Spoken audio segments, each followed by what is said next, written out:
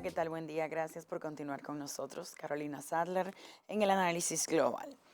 Ayer tarde en la noche, de hecho, el presidente de los Estados Unidos, Donald Trump, pues se dirigió no solamente al Congreso, sino también a la nación en lo que se llama el discurso de Estado, del Estado de la Unión.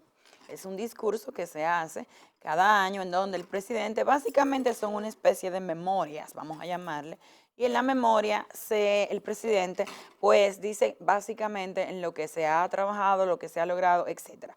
Sin embargo, el discurso o la presentación del Estado de la Unión el día de ayer ha sido uno de los discursos y una de las presentaciones más politizada de los últimos años.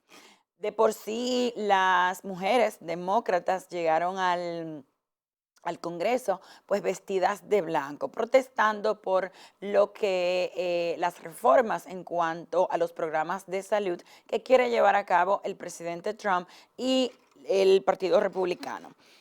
Eh, Quiero aclarar que las imágenes que estamos viendo no son imágenes de lo que es el Estado de la Unión, pero para que sepan más o menos de qué estoy hablando. El caso es que en el día de ayer Trump habló básicamente de sus logros. Fue un discurso que muchos han llamado como una especie de show mediático que presentó el presidente. Se habló y habló de la solidez de la economía de los Estados Unidos, de la cantidad de empleos que se ha creado, básicamente de todo lo que se ha hecho en estos 3 años. Sin embargo, algunas sorpresas, por ejemplo, el autoproclamado presidente de Venezuela, Juan Guaidó, fue uno de los invitados y recibió pues una ovación cuando fue presentado por el presidente Trump, y a quien pues básicamente dijo que apoya y que calificando a Nicolás Maduro como un tirano, etcétera, etcétera.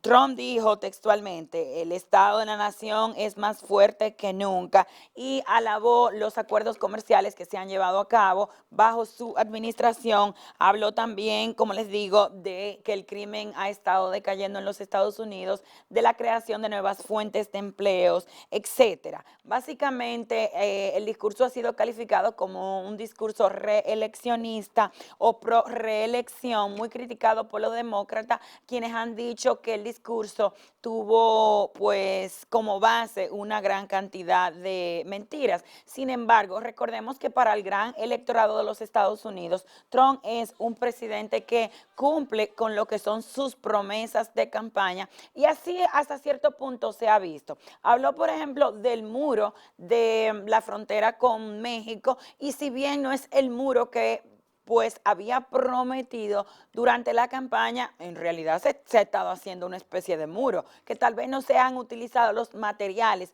o no ha llegado a la dimensión que en primera instancia se planteara, puesto que no se ha conseguido el presupuesto, sí, pero la realidad es que se ha estado trabajando. Habló también del hecho de que de cómo se han creado nuevas fuentes de empleo, pero recordemos que si un país tiene una economía bastante sólida, obviamente habrán nuevas fuentes de empleo y habrá estabilidad en todo el ámbito de la palabra. En sí es que el caso es que Trump pues se alabó a sí mismo por enfrentar a potencias como China, pero de nuevo la realidad es que China y los Estados Unidos lo que han hecho es negociar nuevos acuerdos. Lo mismo hizo con Canadá, lo mismo hizo con México. En fin, es que un discurso de 80 minutos en donde se presentó como un político que cumple sus promesas de campaña, e inclusive dio, y esto ha sido muy criticado, dio la medalla, el más alto honor en los Estados Unidos, que es la medalla de la libertad, al locutor Rush Limbaugh, y básicamente, señor, la realidad es que esto parecía como una especie de rally. es la realidad, pero bueno, entre las cosas que se destacaron, y es lamentable que no tengamos las imágenes, es el hecho de que la líder demócrata Nancy Pelosi, cada vez que le pasaban uno de los documentos de lo que Trump decía, básicamente lo rompía en plena cámara, y esto está siendo muy criticado, pero ella lo justificó porque también entre las cosas que se pudo ver es que cuando Trump llega y ella lo va a saludar porque ella está justamente detrás, Trump la deja con la mano extendida. Recordemos que Nancy Pelosi, el líder de la minoría republicana, y el presidente no son los mejores amigos, y que Nancy Pelosi ha sido quien ha lanzado lo que es el juicio político en contra del presidente por su manejo con relación a una ayuda a Ucrania. En fin, es que, como les digo, parecía un reality show, una especie de, bueno, una ceremonia totalmente hostil en donde algunos de los, inclusive demócratas, simplemente ni siquiera aplaudían, no se paraban cuando los demás republicanos se paraban, y que de por sí han criticado muchísimo el discurso y la presentación del estado de unión del presidente. Pero nada, esas son cosas que siempre pasan entre demócratas y republicanos. En el día de hoy, miércoles, ya habíamos dicho, el Senado va pues a dar el veredicto con relación al juicio político. Se espera, obviamente, que el presidente sea absuelto de todos los cargos. Y nada, el show debe continuar en un año de elecciones. Y hablando de elecciones en los Estados Unidos, ustedes saben que antes de ayer se comenzaron a celebrar los famosos caucus. Básicamente lo que se hace, el primero fue en Iowa, en el estado de Iowa, y lo que se hace básicamente es que un grupo de personas favoritas de algún candidato se reúnen, se van dividiendo algunas veces en iglesias, en escuelas, e incluso esto se lleva a cabo en algunas ocasiones en casas de particulares. Lo que hacen es, así es que se eligen los candidatos para los partidos. Es un método totalmente arcaico que realmente debería de modernizarse, pero básicamente es así. La sorpresa que ha salido, bueno, varias cosas. Lo primero es que hubo un problema, el mismo presidente Trump se estuvo burlando de los demócratas en el día de ayer porque decía que probablemente dirían que habían sido los rusos o un conflicto con Ucrania que le impedía determinar quién había ganado el caucus en el estado de Iowa. Para sorpresa de todos, la persona que hasta el momento lleva la delantera es el demócrata Pete Buttigieg, y esto es algo importante, es el candidato más joven, es abiertamente, con 38 años, es abiertamente homosexual, y la única experiencia política que tiene es que fue el alcalde del estado de Indiana. En segundo lugar está el republicano Bernie Sanders, ya conocido, fue el contrincante en las elecciones del 2016 de la demócrata Hillary Clinton, quedó en un segundo lugar, pero básicamente cuenta con un 25.2 del apoyo de los votantes del estado, demócratas del estado de Iowa. El caso es que cada uno de estos candidatos, los más populares, en primera instancia se decía que quien llevaba la delantera era el ex vicepresidente Joe Biden. Sin embargo, este quedó rezagado en un tercer lugar, seguido muy de cerca por también la demócrata Elizabeth Warren.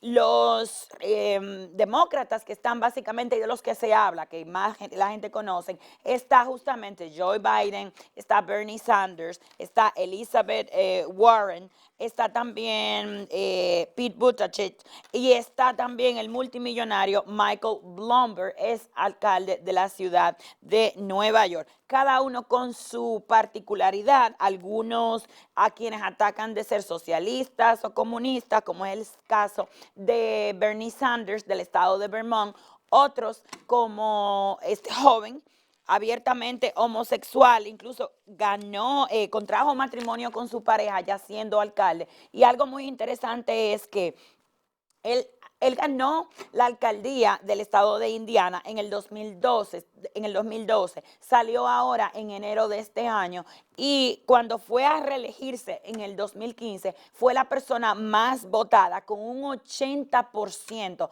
de los votos, algo bastante interesante, siendo abiertamente homosexual, pero también por la visión que tiene del mundo, lo que promueve sus políticas y por demás, como les digo, porque es un joven que no tiene tanta experiencia frente a algunos demócratas, como es el caso de Sanders, de Warren y del mismo ex vicepresidente Joe Biden. ¿Quién va a ganar las primarias del Partido Demócrata? No sabemos. Como les digo, por el momento uno de los favoritos era Biden, sin embargo ha sido muy criticado por la edad y por otros asuntos. Dicen que se le olvidan las cosas que habla, pero eso nos puede pasar a cualquiera de nosotros.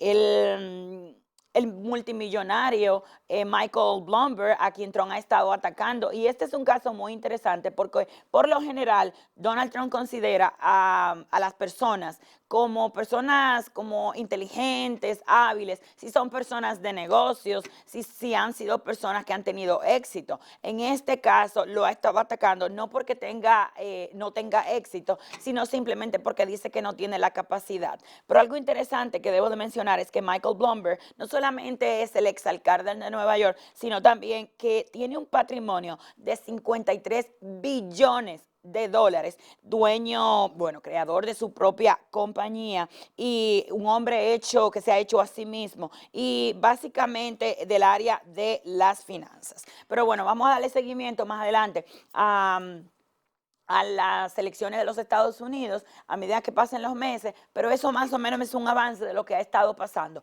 Las próximas, pues el caucus, el próximo, van a ser en los estados de New Hampshire, que es uno de los más divididos, porque por lo general quien gana en uno de esos estados es la persona que obtiene o que obtiene la candidatura para enfrentarse al actual presidente Trump.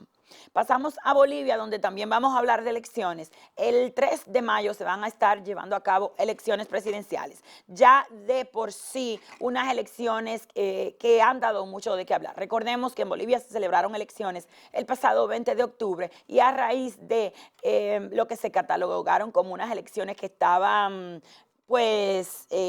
contaminadas, se van a llevar a cabo. La sorpresa para todos es el hecho de que la presidenta interina Yanine Áñez Chávez pues ha lanzado a la presidencia, pero en el día de ayer fue el último día para inscribirse sus candidaturas. Al final tienen 8 candidatos que se postulan. Y algo interesante es que el partido que durante años ha liderado Evo Morales llevará como sus candidatos a el exministro de Economía Luis Arce y al ex canciller indígena David Choquehuanca. Y esto es muy interesante porque en el caso de Arce está enfrentando cargos de corrupción, lo que ha sido calificado por el partido del MAS de Evo Morales, pues como ha sido calificado como acoso por parte de las autoridades que dirigen este país. Y otro asunto que también debo decir es que muchas personas se preguntan y dicen, pero Luis Arce no es indígena y se esperaba que Morales iba a promover un candidato justamente indígena. Sin embargo, muchas personas piensan que esto es una estrategia por el hecho de que durante años la clase media boliviana ha sido la que se ha quejado de las atenciones que el expresidente Morales pues brindaba a las clases más bajas y más necesitadas de este país.